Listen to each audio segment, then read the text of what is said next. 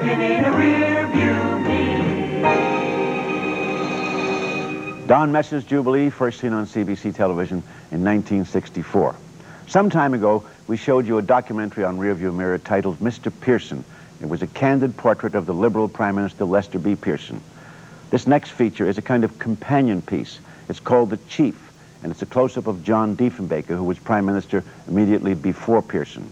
Our guest today had no direct involvement with that program, but he certainly knew the man who was its focal point, the Chief.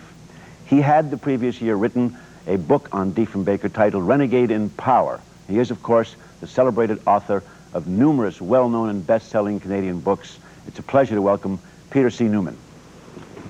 We're looking in a rear view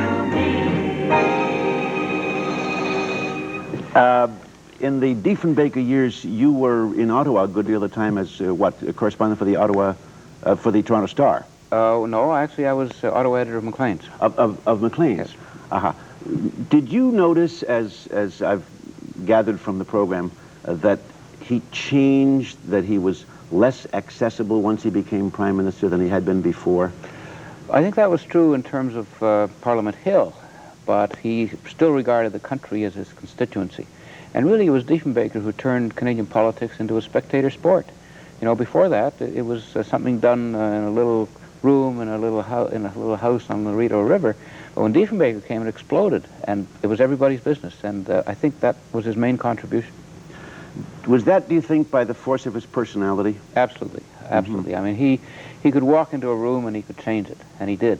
And it was charisma in its true sense. There was nothing phony about it. You know, and what I condemned Diefenbaker for was not what he did or what he didn't do, but what he might have done. You know, he had this great mandate, 208 seats, and with that he could have changed the country. And that was my criticism of him. Not for the man he was or the instincts that he had, which were all good, but that he didn't use that opportunity.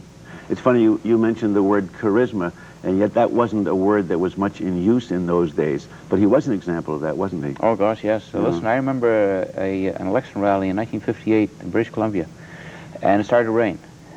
Diefenbaker didn't have an umbrella, didn't have a raincoat, and all the people who were watching him put up their umbrellas, and then slowly they realized they wanted to be blessed by the same rain as the Chief. So they started to close their umbrellas, and everybody was standing there getting wet and laughing, having a great time because they were getting, same kind of rain. Now that's real charisma. Yeah. You said, I don't know if it was in the book or somewhere else, that he gave us the cult of leadership, but he didn't give us leadership. That's right. It was very sad. You know, before he came to Ottawa, all he had done is administer a walk-up law office. Suddenly he was confronted with a $10 billion corporation that he had to run, and he just couldn't do it. And it wasn't the big decisions, it was the day-to-day business of running that huge bureaucracy that allowed him to defeated him. But to what extent is every new Prime Minister subject to that same hurdle? Not quite as much. You know, Diefenbaker was a man from Prince Albert. I mean, I tagged him as that, and it was a very good tag. Whereas Pearson, for example, had been all over Canada. He knew Ottawa, very experienced. Other incumbents before and after Diefenbaker knew what they were talking about. Diefenbaker was very narrow in his regional roots and also in his outlook.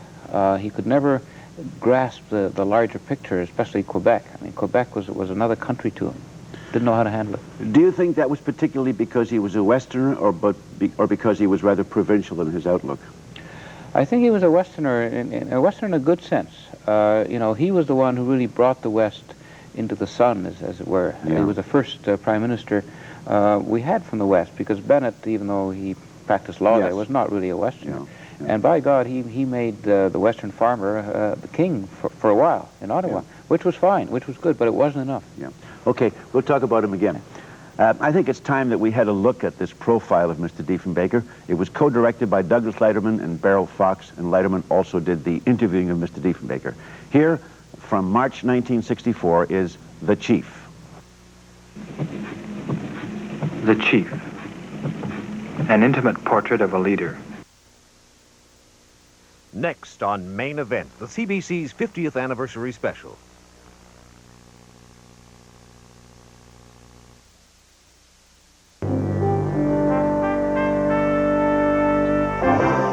Tonight, Entertainment on NewsHour. Beth Harrington, weeknights at 6.